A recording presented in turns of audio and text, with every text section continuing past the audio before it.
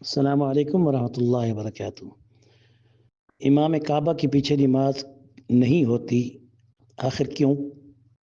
اگر ان کا سوال یہ ہے کہ وہ گستاخ ہیں تو اس کی دلیل، اور اگر ان کا یہ سوال ہے کہ وہ غزہ کے مسلمانوں کے بارے میں خاموش ہیں تو ان کا قصور، وہ تو امام ہے بیچارہ۔ اگر کوئی بھی وہاں امام تھوڑی سی بات کرتا ہے، دوسرے دن وہ بندہ غائب بھی ہو جاتا ہے، بلکہ اندر جیل میں چلا جاتا ہے۔ آج تک آپ کو پتہ نہیں کیا کچھ حالات ہوئے ہیں۔ آج بھی سعودیہ کی بہت سی جیلیں علماء سے پر ہیں۔ لیکن بات یہ ہے کہ ان کے پیچھے نماز کیوں نہیں ہوتی؟ کیوں خدا نخواستہ انہوں نے کوئی کفر کیا ہوا ہے، یا انہوں نے اہل بیت کے خلاف کوئی فتویٰ دیا ہوا ہے، یا انہوں نے کوئی اولیاء کے خلاف انہوں نے بغاوت کی ہوئی ہے، یا انہوں نے کوئی مزارات کو توڑا ہوا ہے؟ آج تک سارے مزار موجود ہیں، بس کبے شبے نہیں ہیں نا، بڑے بڑے چادریں اور میناریں نہیں ہیں نا، جن پر یہ کروڑوں کروڑوں روپے آج کے پاکستانی جو کہ غریبوں کے پیسوں سے اپنے پیٹ اور اپنی جیب بھر رہے ہیں، وہ نہیں ہے نا۔ باقی تو اللہ کا شکر ہے، جنت البقیع ساری حضور کے نور سے بھری ہوئی ہے، اور پوری سرزمین مدینہ مکہ مکرمہ جہاں بھی جائیں، آمنہ کی قبر ہو، کوئی بھی ہو، سب تک جانا آپ کے لیے آسان ہے۔ تو اگر ان کی یہ بات ہے کہ یہ نعوذ باللہ مزارات گرانے والے ہیں، آج تک کوئی مزار نہیں گرایا انہوں نے۔ اگر کبے شبے نہیں ہے تو کوئی فرض واجب بھی نہیں ہے، یہ اسلام اور دین میں ثابت ہی نہیں ہے۔ تو اگر یہ چیزیں ہیں تو پھر اس کے بعد ان کو یہ بھی بتا دو کہ اتنا بڑا ظلم اور اتنا بڑا جرم ان کا تو ہے نہیں کہ جس کی وجہ سے آپ یہ کہتے ہیں کہ ان کے پیچھے نماز نہیں ہوتی۔ تو میں ان سے یہ پوچھتا ہوں کہ تم حضور کے ماننے والے ہو یا اپنی مرضی سے دین پہ چلنے والے ہو؟ حضور نبی کریم رؤوف الرحیم صلی اللہ علیہ وسلم کی تو حدیث مبارک ہے، صلو خلف کل بر و فاجر او کما قال علیہ الصلوۃ والسلام، کہ نماز پڑھو ہر اس شخص کے پیچھے جب تمہیں جماعت کی مل رہی ہو تو جماعت کو مت چھوڑو، چاہے جائے کہ تمہاری نظروں میں وہ شخص فاسق فاجر کیوں نہ ہو، چاہے جائے کہ وہ تمہاری نظروں میں فاسق فاجر کیوں نہ ہو۔ اب اتنی بات اس سے بڑھ کر کوئی ہو سکتی ہے؟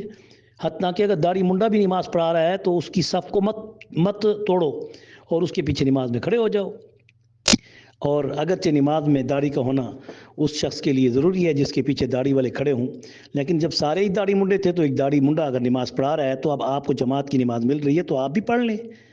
جب ایک داڑھی منڈے کے پیچھے جماعت کی نماز داڑھی منڈے پڑھ رہے تھے، اس میں اگر ایک داڑھی والا آ جاتا ہے، اس کو پڑھنے کا حکم ہے، تو اس کو حکم ہے حضور کا کہ وہ نماز جماعت کی نہ چھوڑے، اور تم ایک عام مسجد کی جماعت کی نماز کو چھوڑنے سے اللہ کے پاک پیغمبر نے آپ کو منع فرمایا ہے کہ مت چھوڑو، بلکہ اس جماعت کی نماز کو جو تمہاری مسجدوں میں ہوتی ہے اس کو تم آباد کرو اور اپنے گھروں میں مت پڑھو، ورنہ تمہارے گھروں کو میں اپنے ہاتھوں سے لکڑیاں اکٹھی کر کے جلا دوں گا۔ یعنی مقصد یہ کہ بد دعا ہے ایسے گھر کو کہ جو گھر مسجد کے قریب ہو اور اس کا چلنا آنا آسان ہو اور کوئی تکلیف نہ ہو، اور وہ بغیر کسی تکلیف کے مسجد میں نہ آئے اور گھر میں پڑھے، تو اس کی جماعت کی نماز تو ہو جاتی ہے لیکن ثواب سے وہ خالی رہتا ہے۔ اور کہاں مسجد نبوی اور کہاں مسجد حرام اور بیت اللہ اور مسجد اقصی، کہ جہاں پر اللہ نے کوئی امام بھی کھڑا کیا ہے تو وہ حضور کی اجازت کے بغیر آ ہی نہیں سکتا۔ مسجد نبوی میں کوئی مؤذن نہیں آ سکتا حضور کی اجازت کے بغیر، اور مسجد حرام میں اللہ کی اجازت کے بغیر کوئی امام نہیں کھڑا ہو سکتا۔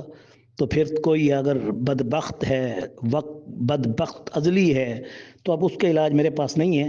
ایسے بدبخت ازلی کو میرا یہ پیغام اور میسیج ضرور سنا دیں کہ اللہ کے گھر میں جب کوئی مہمان آتا ہے تو دعوت پر آتا ہے، جب کہ تم اپنے گھر میں کسی کو دعوت دیتے ہو تو کوئی آتا ہے بغیر دعوت کے، کوئی تمہارے گھر میں آ سکتا ہے؟ اللہ کے گھر میں بھی کوئی اگر جائے گا تو وہ بھی اللہ کا محبوب، اور جس کو اللہ نے مصلی پہ کھڑا کیا وہ بھی اللہ کا محبوب، اور رسول اللہ کے گھر میں تو ایک عام سا وہاں کا خاک روب بھی وہ بغیر اجازت رسول کے وہاں پر کام کر ہی نہیں سکتا۔ یہ تو سارے علماء کا اتفاق ہے۔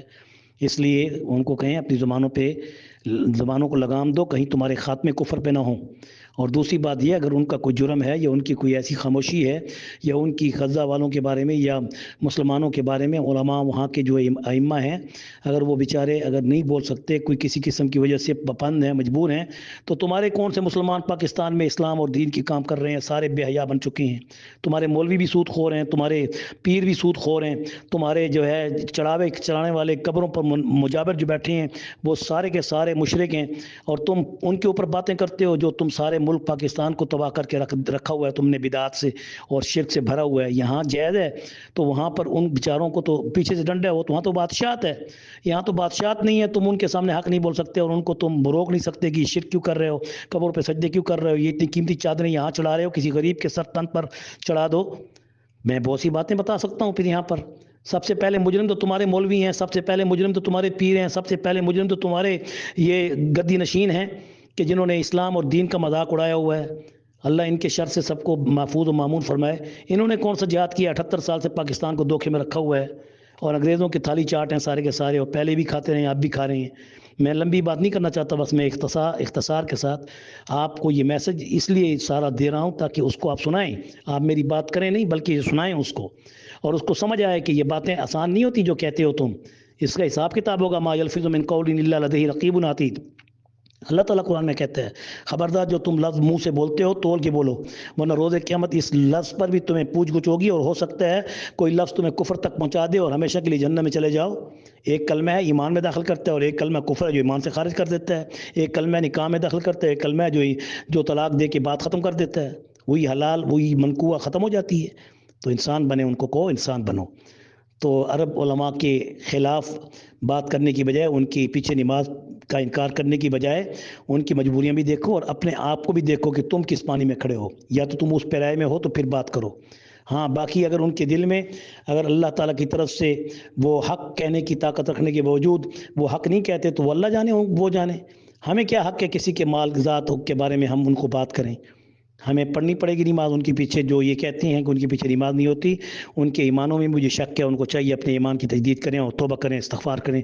किसी मुसलमान को काफिर कह के उसके पीछे नमाज न पढ़ना, तो नमाज न पढ़ना उसके पीछे जाए गोया कि उसको आप ईमानदार नहीं समझ रहे, और किसी मुसलमान के ईमान में शक करना भी कुफ्र है, इसको भी कुफ्र कहते हैं।